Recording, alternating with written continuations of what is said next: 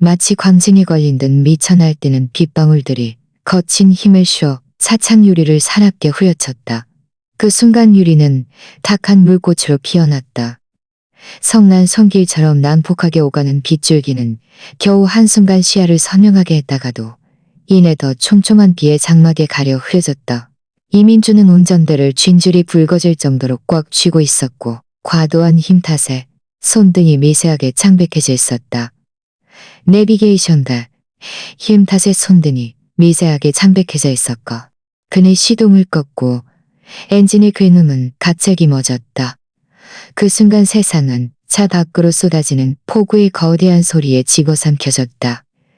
마치 수많은 보이지 않는 손들이 차체 곳곳에 철판을 미친 듯이 두드리는 것 같았다. 그는 오산도 없이 차문을 열었다. 습기를 머금은 차가운 바람이 맹렬하게 쏟아져 들어왔다. 차가운 빗물은 순식간에 그의 머리카락과 어깨를 적셨고 목선을 따라 셔츠 안으로 스며들었다. 뼈를 애는 듯한 한기는 그의 피부에 소름을 돋게 했지만 그는 아무것도 느끼지 못하는 듯했다. 빗물에 씻겨 번들거리는 노면을 성큼성큼 가로질렀다. 새하얀 가죽 구두가 탁한 물웅덩이를 밟으며 튀어오른 물방울이 바짓단을 적셨다. 엘리베이터는 미끄러지듯 부드럽게 상승했다. 거울 같은 벽면에는 지금 그의 처량한 모습이 선명하게 비쳤다.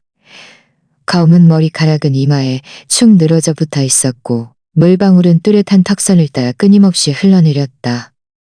그러나 그의 눈빛은 얼음을 박아 넣은 듯 차가운 칼날 같았고 보는 이의 심장을 얼어붙게 할 만큼 고요했다. 그는 끊임없이 숫자가 바뀌는 빨간 숫자를 뚫어지게 응시했다. 심장은 가슴팍 안에서 느리고 무겁게 박동했고 한 번 한 번의 박동마다 거의 마비될 것 같은 둔한 통짐이 따랐다. 그는 문 앞에 멈춰섰다. 복도에는 두껍고 부드러운 카펫이 깔려 있어 모든 발소리를 흡수했다. 사방은 섬뜩할 정도로 고요했다. 오직 그 자신의 거칠고 억눌린 숨소리와 문틈으로 희미하게 새어나오는 두꺼운 문에 걸러져 흐릿하게 들리는 소리만이 존재했다. 억눌린 헐떡임과 천이 스치는 미미한 마찰음. 이민주는 천천히 눈을 감았다가 다시 떴다.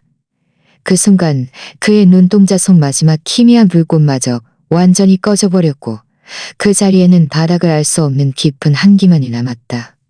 그는 손을 들어 카드를 잠금장치 감지 부분에 갖다 댔다.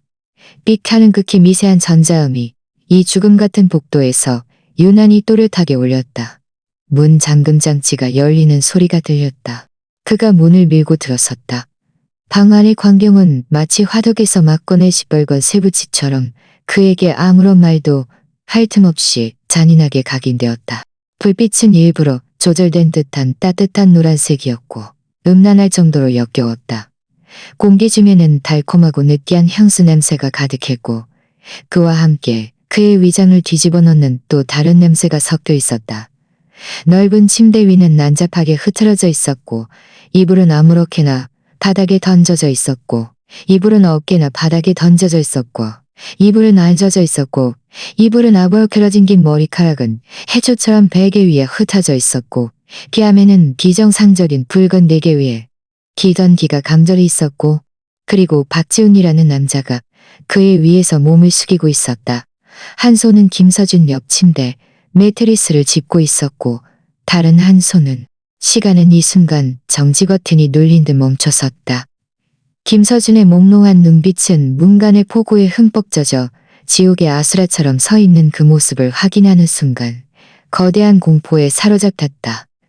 동공은 순식간에 송곳끝처럼 작게 수축했다. 마치 사냥꾼의 총구 아래 떨고 있는 어린 사슴 같았다. 그는 무의식적으로 짧고 날카로운 비명을 질렀고 몸 위에 박지훈을 거세게 밀쳐냈다. 두 손은 황급히 언제든 흘러내릴 것 같은 목욕 타월을 붙잡으며 필사적으로 자신의 몸을 가리려 했다. 이민철. 그의 목소리는 형편없이 떨렸고 한 글자 한 글자마다 믿을 수 없는 산산조각난 감정이 담겨 있었다.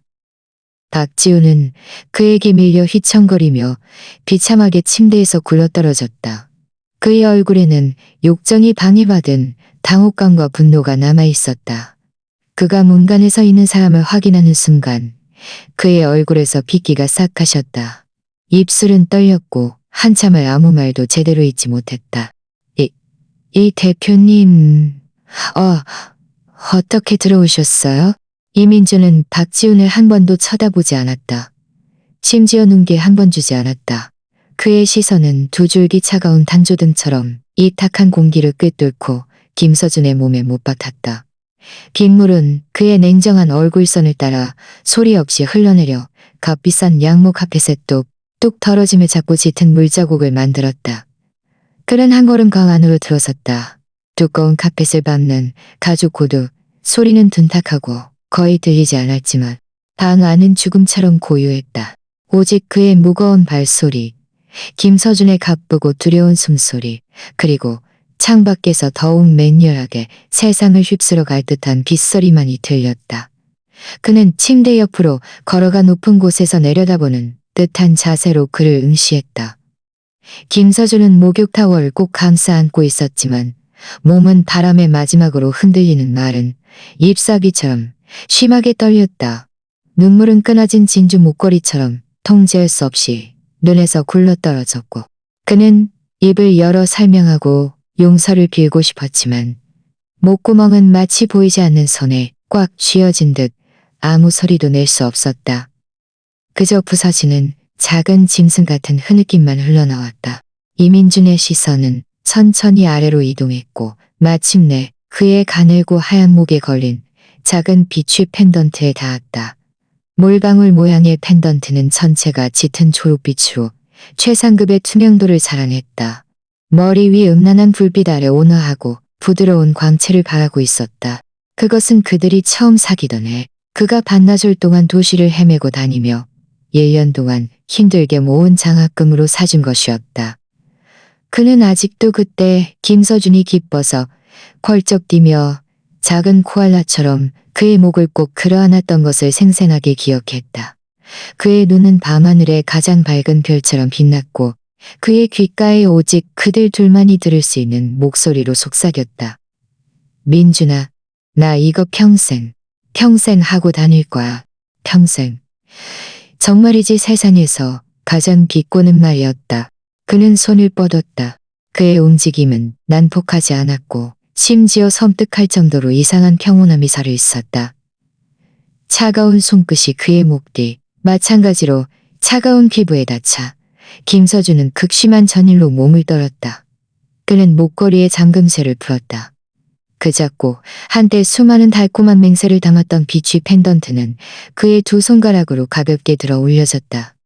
김서준의 흐느낌은 갑자기 높아졌고 마침내 목구멍에 속박을 뚫고 졌고 마침내 목구멍에 속박을 뚫고 졌고 이민준, 제발, 아니야. 내가 잘못했어. 내 말 좀 들어봐. 제발. 이민준이 드디어 입을 열었다.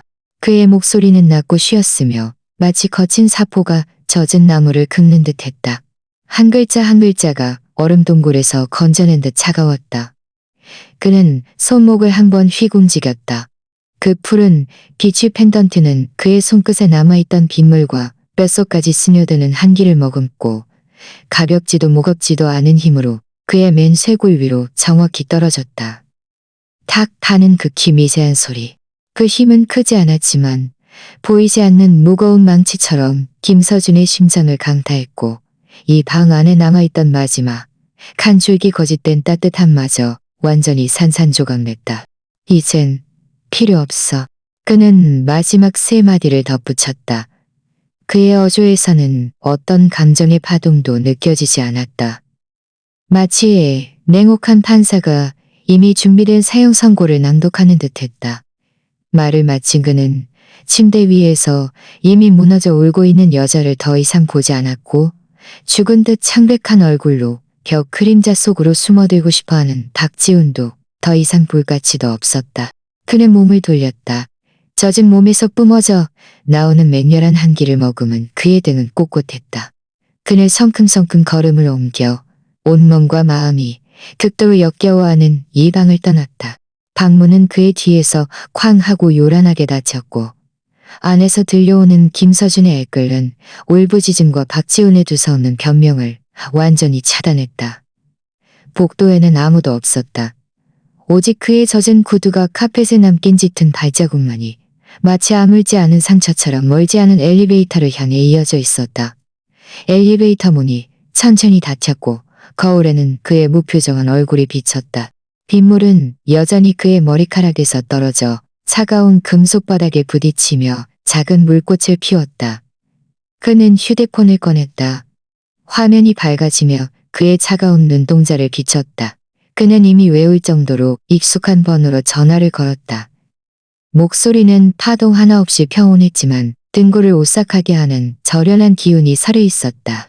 김성철 실장님, 사람 하나 좀 알아봐 주십시오. 박지훈, 한울대 부교수입니다. 모든 정보를 단 한 가지도 빠짐없이 원합니다. 전화 저편에서 차분한 응답이 들려왔다. 알겠습니다. 이 대표님. 엘리베이터가 천천히 하강하기 시작했고 미미한 무중력감이 뒤따랐다.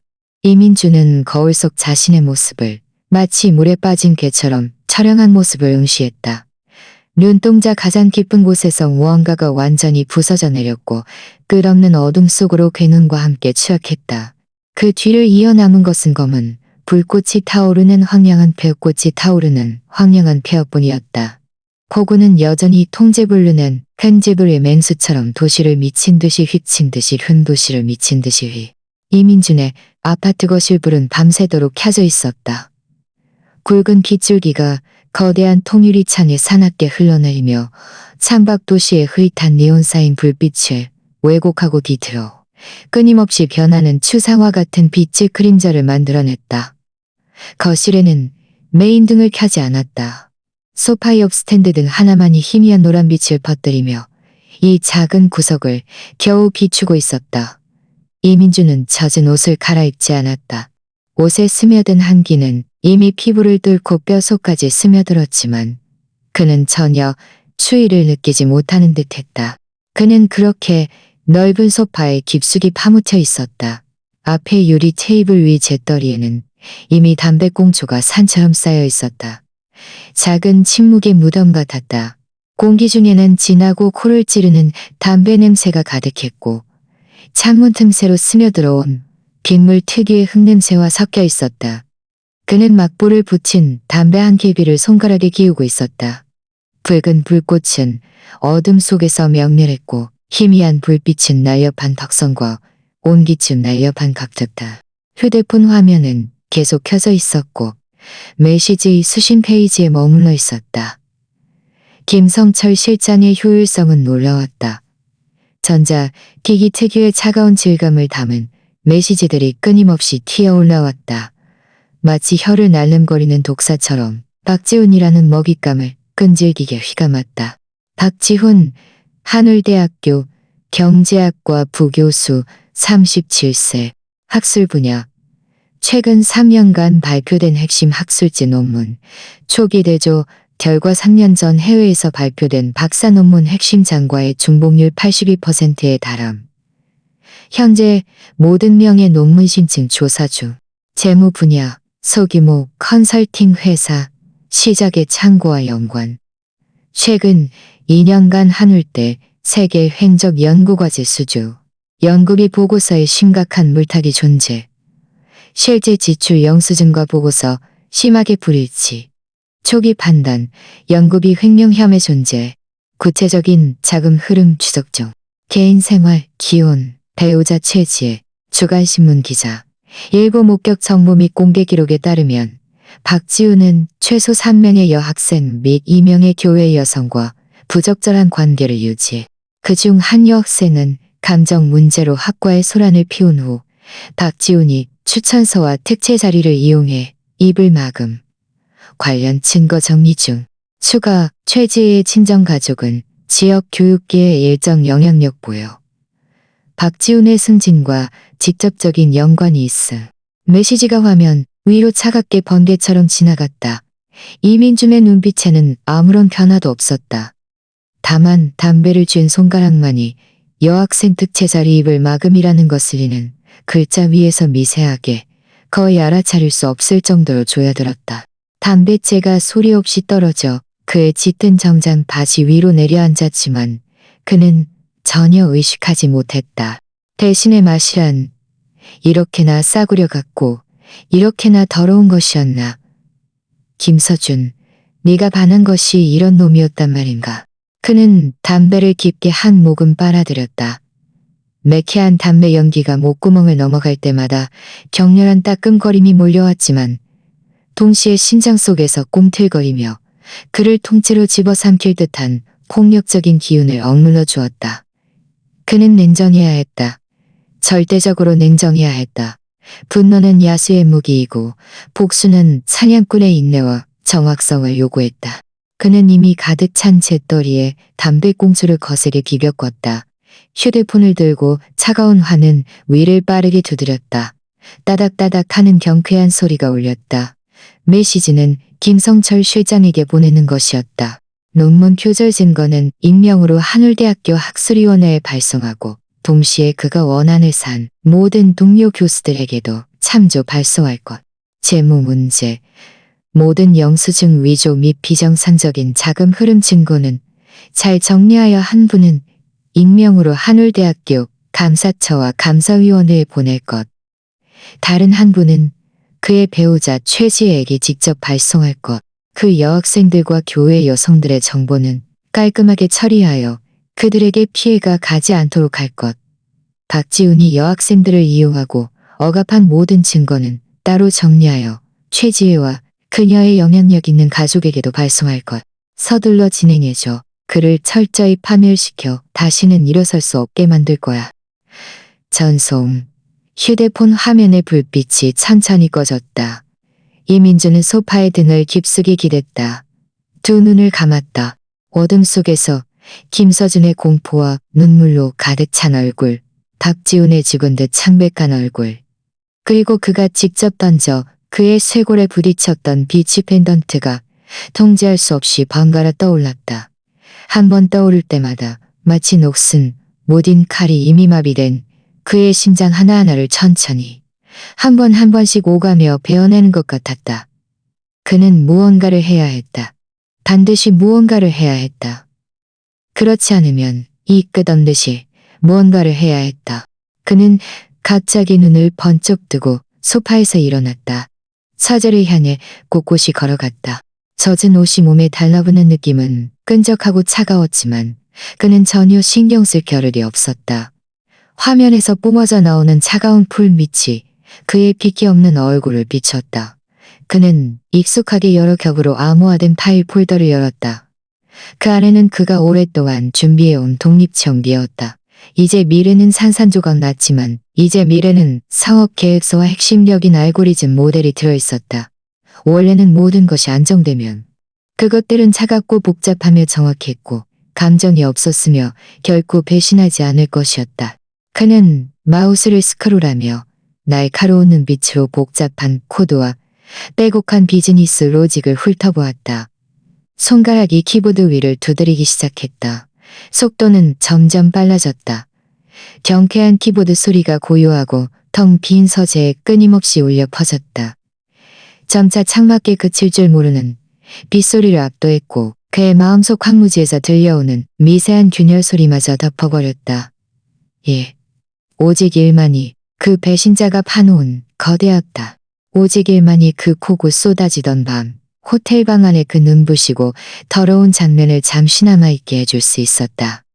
그는 모든 경험, 모든 고통, 모든 칭호를 눈앞의 코드와 데이터로 이루어진 차가운 요새 속에 쏟아부어야 했다. 이곳이야말로 그의 새로운 전장이었다. 창밖의 비는 언제부터인가 조금 잦아들었지만 하늘은 여전히 짙은 먹물을 풀어놓은 듯이었다.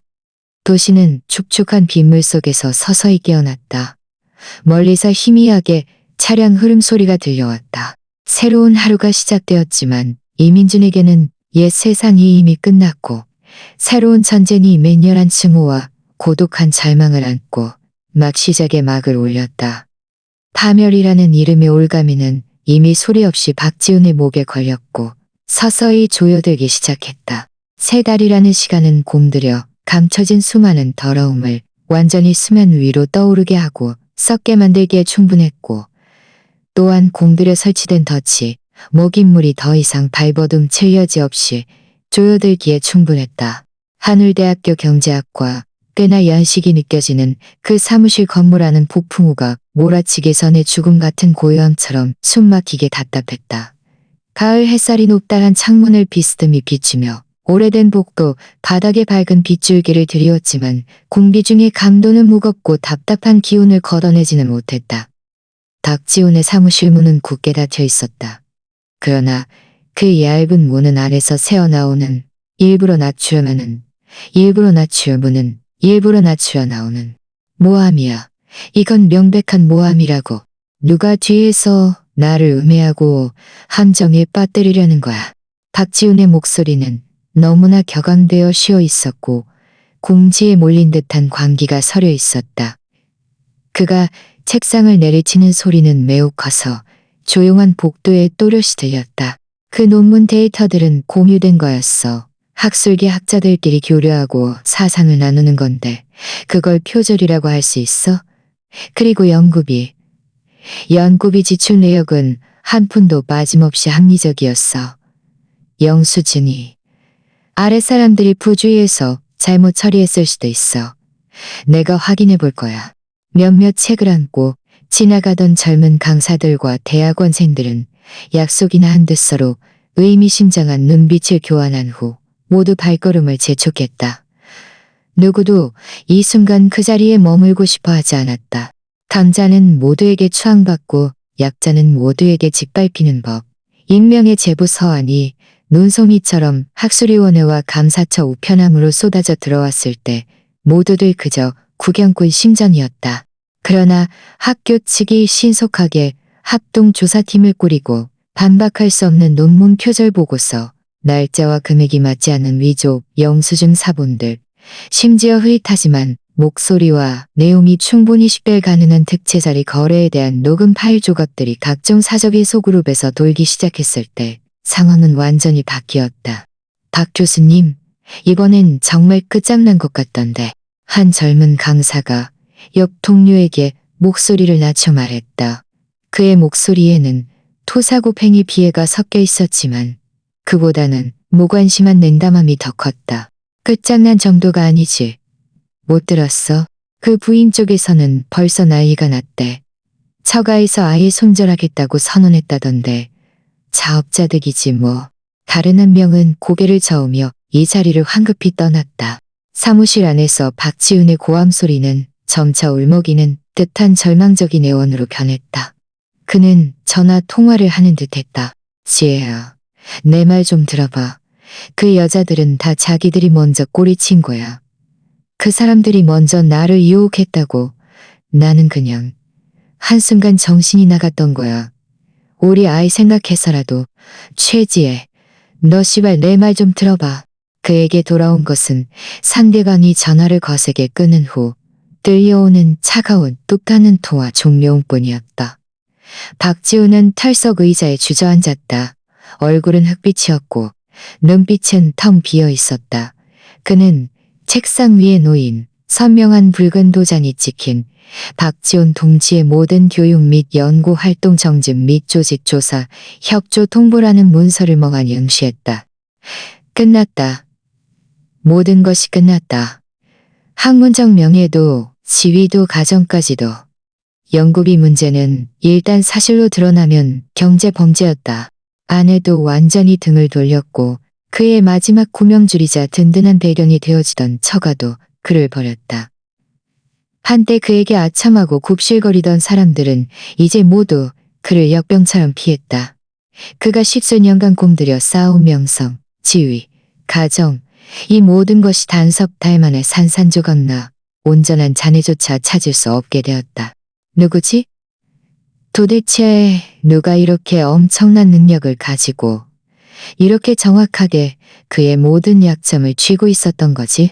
그의 뇌리에 문득 석 달 전 그 폭우 쏟아지던 밤 호텔방 안에서 이민준의 얼음처럼 차갑고 맹렬했던 눈빛이 스쳐 지나갔다. 그리고 그가 몸을 돌려 떠나기 전 그를 지금도 생각하면 뼛속까지 오싹하게 만드는 차분한 한마디. 이젠 필요 없어. 등골을 꿰뚫는 한기가 순식간에 발바닥부터 척추를 타고 올라 정수리까지 치솟았다. 그였다. 분명 그였다. 이민준. 바로 그때 사무실 문이 노크되었다. 노크 소리는 가볍지도 무겁지도 않았고 예의 바르면서도 거부할 수 없는 차가움이 서려 있었다. 박지은 부교수님, 문 열어주십시오. 저희는 학교 감사위원회와 감사처 합동조사팀입니다. 박지우는 온몸을 맹렬히 떨었다. 몸속 마지막 힘마저 이 순간 완전히 빠져나간 듯했다. 그는 굳게 닫힌 문을 멍하니 바라보았다. 마치 지옥의 입구를 보는 것 같았다. 그는 자신이 이미 돌이킬 수 없다는 것을 알았다. 동시에 도시의 다른 한편, 핵심 업무지구. 새하얀 고층 빌딩의 상층부. 김영테크라는 간결하고 날카로운 은색 글자가 거울처럼 빛나는 유리문에 새겨져 있었다. 이곳이 바로 이민준의 새로운 전장이었다. 사무실은 넓고 밝았다. 거대한 풍유리창 너머로는 이 도시에서 가장 번화한 풍경이 펼쳐져 있었다. 차량 행렬은 실타래처럼 이어졌고 고층 빌딩들은 질비하게 솟아있었다. 공기 중에는 새 가구와 전자 기기 특유의 복합적인 냄새와 함께 스타트업 회사 특유의 긴장되고 빠르게 돌아가는 분위기가 감돌았다. 이민주는 넓은 사무실 책상 뒤에 앉아 있었다. 몸에 딱 맞는 짙은 색 정장을 입고 머리카락은 흐트러짐 없이 단정하게 빗어 넘겼다. 그의 눈빛은 날카롭고 집중되어 있었다. 그는 지금 컴퓨터 화면을 통해 지극히 중요한 화상회의에 참여하고 있었다. 화면 저편에는 해외에 거주하는 몇몇 유력 투자자들이 있었다. 따라서 저희 핵심 알고리즘의 독창성과 현재 비공개 테스트 단계에서 사용자들로부터 피드백받은 놀라운 데이터를 감안할 때 저는 투자 유치 가치가 훨씬 더 높아질 수 있다고 생각합니다. 이민준의 영어는 유창하고 자신감 넘쳤으며 평온했지만 반박할 수 없는 강력한 힘이 느껴졌다. 시장은 파괴적인 해결책을 필요로 합니다. 그리고 저희가 바로 그 해결책입니다. 그의 손가락은 무의식적으로 책상 위를 가볍게 두드렸다. 규칙적인 리듬은 그의 내면을 고스란히 반영했다. 석 달, 밤낮 없이 보낸 석 달이었다. 그는 모든 상처와 모든 징후, 배신 후 갈 곳 없던 모든 에너지를 연료처럼 이막 탄생한 새 회사에 쏟아부었다. 기술 장벽은 밤생한 새 회사에 쏟아부었다. 기술 장벽은 밤샘 연구와 문제 해결 속에서 끊임없이 높아졌고 사업 계획서는 시뮬레이션과 협상 속에서 날마다 완벽해졌고 회의가 끝났다. 화면이 꺼졌다. 이민주는 넓은 의자에 등을 기댔다. 손을 들어 미간을 짚었다. 그때서야 그의 깊은 눈동자 속에서 좀처럼 감출 수 없었던 피로감이 드러났다. 그는 책상 위 검은 커피를 들어 가볍게 한 모금 마셨다. 설탕도 우유도 넣지 않은 쓴 액체가 목구멍을 타고 넘어갔다. 이윤아가 가볍게 문을 열고 들어와 서류 한 부를 그의 책상에 놓았다. 대표님, 한울대학교 쪽 최신 진행 상황 보고서입니다. 이민준의 시선은 서류 표지를 스쳤지만 손을 뻗어 넘겨보지는 않았다. 그저 거의 냉담한 어조로 담담하게 물었다. 결과는? 이윤아의 목소리는 매우 평온했다. 마치 지극히 평범한 업무를 보고하는 듯했다. 박지우는 학교 측으로부터 공식적으로 학술 활동이 정지되었습니다. 연구비 문제 증거는 확실하여 관련 이송 절차가 이미 시작되었습니다. 그의 배우자 최지혜 씨는 어제 정식으로 법원에 이혼 소송을 제기했습니다. 그의 명의로 된 그 컨설팅 회사도 심각한 채무 문제로 압류되었습니다. 업계에서는 더 이상 어떤 기관도 그를 받아주지 않을 것입니다. 이민주는 그저 가볍게 콧소리를 냈다. 얼굴에는 어떤 불필요한 표정도 없었다. 마치 지극히 무관한 낯선 사람의 소식을 듣는 듯했다. 그는 커피잔을 내려놓고 창밖에 빼곡한 철근, 콘크리트 숲으로 시선을 돌렸다. 복수의 쾌감은 없었다. 그저 차가운 먼지가 가라앉은 듯한 막연함만이 있었다. 박지훈의 몰락은 그에게 있었기 한가운데 놓인 것을 잃는 쓰레기를 치운 것에 불과했다. 그러나 쓰레기가 치워졌다고 해서 길이 정말 깨끗해진 걸까? 그의 가슴 한가운데 파내어진, 그의 가슴 한가운데 파내어진, 그의 가슴 한가운데 파내어진 김서준의 공포와 눈물로 가득 찬 얼굴. 그가 직접 그의 쇄골에 던져버렸던 비치 펜던트가 여전히 그가 방심한 어느 순간 너무나 선명하게 그의 눈앞에 떠올랐다. 그는 책상 위 다른 두꺼운 기술 계획서를 집어들었다. 모든 주의력을 차가운 코드와 엄밀한 논리 위로 다시 끌어올리려 했었다. 오직 이곳에서, 오직 이렇게 끊임없이 앞으로 달려나가야만 그는 잠시나마 등 뒤의 바닥을 알 수 없는 심연을 외면할 수 있었다. 사무실 문은 비서에 의해 가볍게 닫혔다. 이민주는 다시 온전히 업무에 몰두했다. 화면에 차가운 빛이 비추는 그의 굳건한 옆모습은 온기 없는 고대 그리스 조각상처럼 날카롭고 냉정했다. 박지훈의 세계는 석 달 만에 굉음과 함께 무너져 폐허가 되었고 그의 세계는 바로 그 폐허 위에서 거의 자기 학대에 가까운 속도로 그 자신의 손으로 벽돌 한 장 한 장 한 장 한 장 한 장 한 장 한 장 다시 세워지고 있었다. 다만 이 새롭고 겉보기에 난공불락의 세계에는 한 줄기 빛도 없었다. 오직 끊임없이 울리는 한 줄기 빛도 없었다. 깊어가는 가을 바람은 이미 뼛속까지 스며드는 한기를 머금고 낙엽을 휘감아 김영테크가 있는 빌딩 아래 광장에서 제멋대로 맴돌았다. 도시의 가로등이 하나둘 켜졌다. 거대한 유리 외벽은 주변에 차갑고도 찬란한 빛을 반사했다. 이민주는 하루 일과를 마치고 전용 엘리베이터를 타고 곧장 불빛하는 지하 주차장으로 내려왔다. 수제가죽 구두가 거울처럼 매끄러운 에폭시 바닥을 밟으며 따닥따닥 규칙적인 소리를 냈다. 운전기사 최영수 기사는 이미 검은 세단을 엘리베이터 입구 근처에 안정적으로 세워두고 있었다. 이 대표님. 최영수 기사는 그를 보자마자 공손하게 뒷좌석 문을 열었다. 이민주는 가볍게 고개를 끄덕이고 차 안으로 몸을 숙이려던 참이었다. 그때 그의 시야에 주차장 입구, 길게 경사진길 아래쪽에 서 있는 핏기였고 어딘가 눈에 띄는 한 그림자가 들어왔다. 김서준. 그는 그곳에 서 있었다. 마치 매서운 바람에 완전히 꺾인 갈대처럼 금방이라도 쓰러질 듯 가늘고 약해 보였다. 고작 석 달 만에 다시 만났는데 그는 완전히 다른 사람처럼 뼈만 앙상하게 말라 있었다. 한때 약간의 볼살이 남아있던 뺨은 이제 깊이 파여 있었고 얼굴은 오랜 영양실조로 인한 잿빛이었다. 눈 아래 다크서클은 섬뜩할 정도로 짙었다. 그는 낡아 희게 바랜 몸에 맞지 않는 헌 외투를 입고 있었다. 이 으스스하고 차가운 통풍구 바람 속에서 몸을 걷잡을 수 없이 미세하게 떨었다. 머리카락은 바람에 어지럽게 날렸지만 그의 눈빛은 꼿꼿이 그의 반영을 응시하고 있었다. 이민주는 차에 오르려던 동작을 멈췄다. 그는 천천히 몸을 고추 세우고 무표정하게 그를 바라보았다.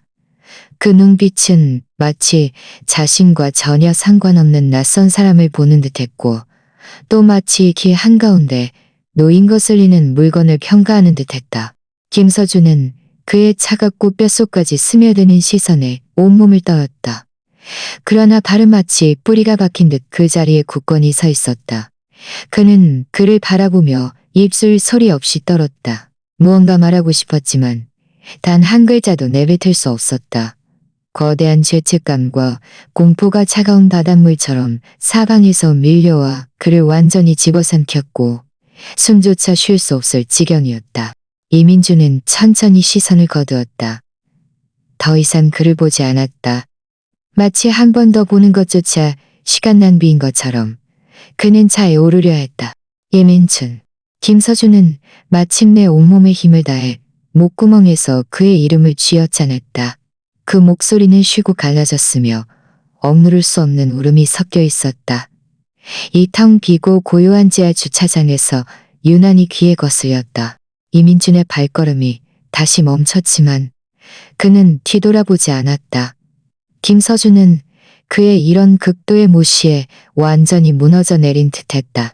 혹은 어떤 거대한 파괴적인 충동에 이끌린 듯. 그는 맹렬하게 경사로를 뛰어내려갔다. 몇 걸음 만에 그의 차 가까운 곳에 멈춰섰다.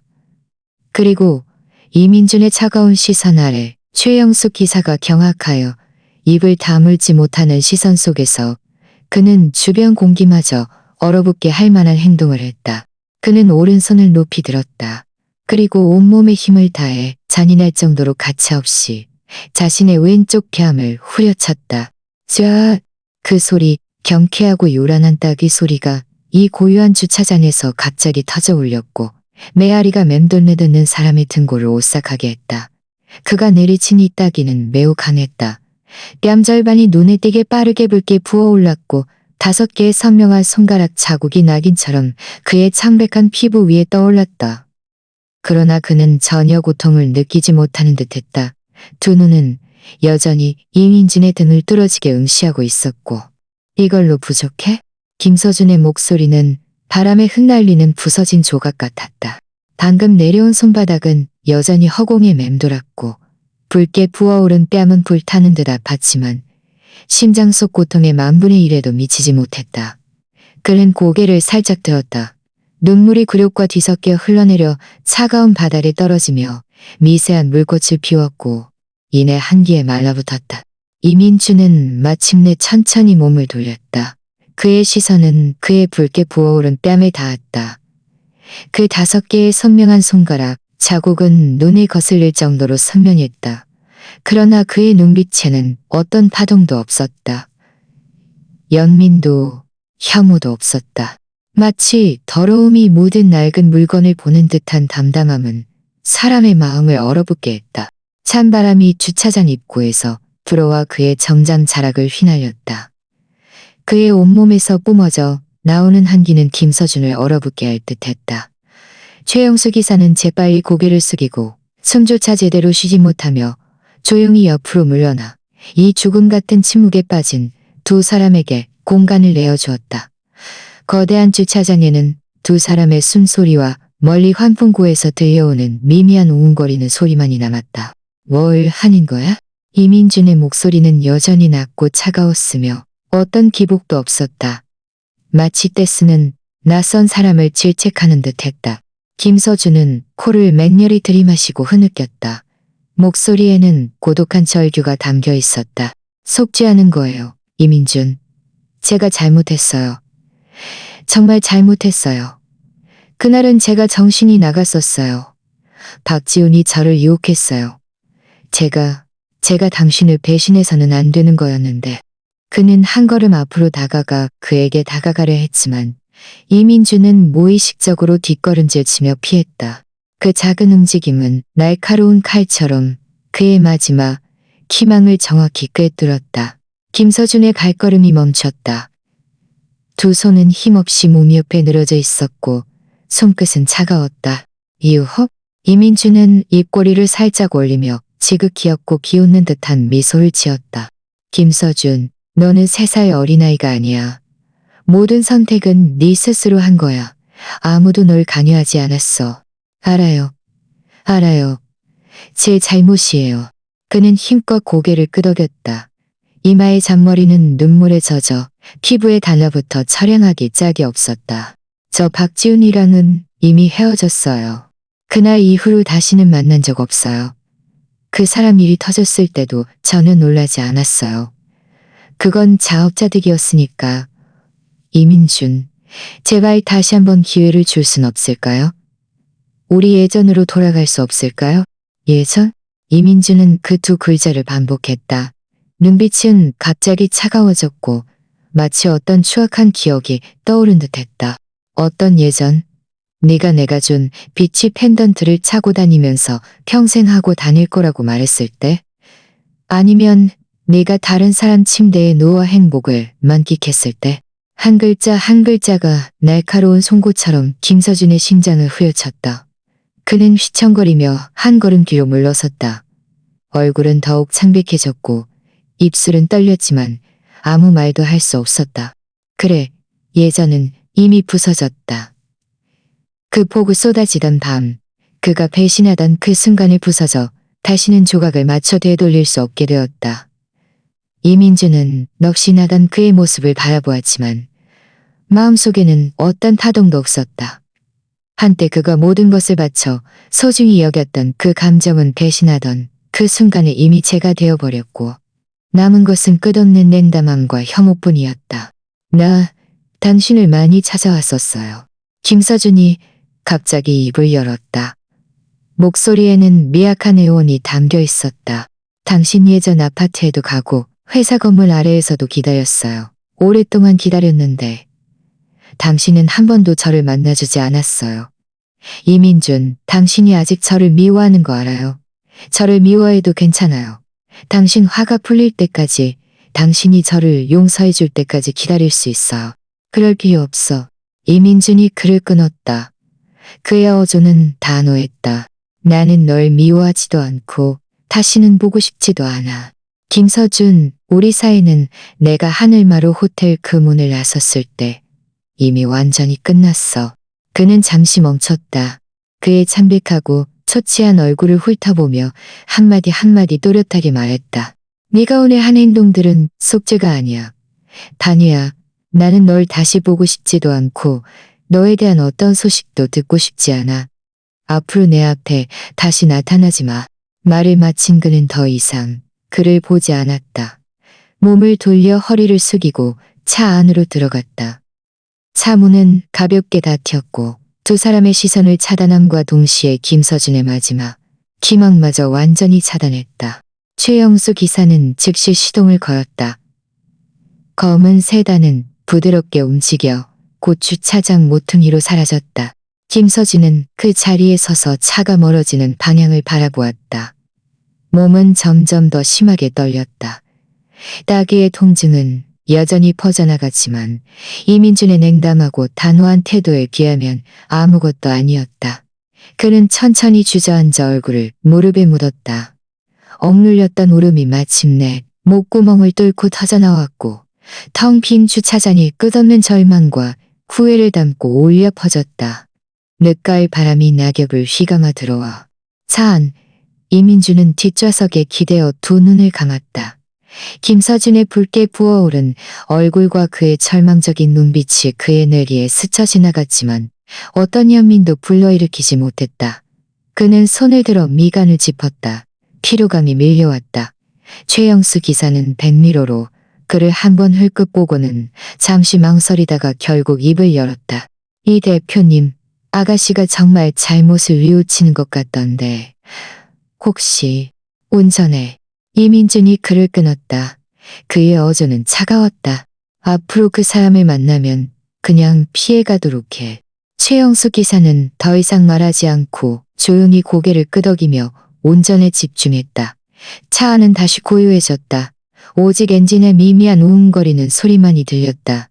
이민주는 눈을 뜨고 창밖에 빠르게 스쳐 지나가는 니온사인 불빛을 바라보았다. 그의 눈빛은 깊고 헤아릴 수 없었다. 그가 아프지 않은 것은 아니었다. 그가 아프지 않은 것은 아니었다. 다만 그 아픔을 이미 마음속 깊이 묻어두고 끝없는 일과 냉담한 꼭대기로 감싸버렸을 뿐이었다. 김서준의 등장은 잠시 굳게 닫힌 문을 여는 열쇠 같았지만 그 안에는 황량한 잿더미만이 남아있었고 더 이상 어떤 불꽃도 타오를 수 없었다. 차는 도시의 찬란한 야경 속으로 흘러들어갔다. 이민주는 휴대폰을 꺼내 비서 이윤아에게 전화를 걸었다. 목소리는 평소의 침착함과 전문성을 되찾았다. 내일 해외 투자자들과의 협력 세부 사항 다시 한번 확인해줘. 오후 회의는 30분 일찍 시작하고 그리고 아파트 안 주차장 입구 출입카드도 바꿔줘. 네, 대표님. 전화 저편에서 이윤아의 공손한 응답이 들려왔다. 전화를 끊고 이민주는 휴대폰을 옆에 던져두고 다시 눈을 감았다. 그는 김서준과 관련된 모든 것을 완전히 끊어내고 그 추악한 과거에서 완전히 벗어나고 싶었다. 밤은 깊어갔다. 폭우가 지난 도시는 한 줄기 서늘한 물기를 머금고 있었다. 김서준은 여전히 주차장에 웅크리고 앉아 있었다. 울음소리는 점차 미약해졌고 이제 소리 없는 눈물만이 흘러내렸다. 차는 이미 밤의 깊은 곳으로 사라져 새로운 방향을 향해 달려갔고 다시는 뒤돌아보지 않았다. 비가 그친 잔해 아래 더 이상 돌아갈 곳은 없었다. 그들의 인생은 마치 두 개의 교차했던 직선 같았다. 그 폭우 속에서 만났지만 그 후 각자의 방향으로 멀어져 다시는 교차하지 않을 것이었다. 이민준의 세계는 계속해서 일과 야망으로 채워질 것이고 김서준의 여생은 끝없는 후회와 기다림 속에서 홀로 모든 것을 감당해야 할 것이다.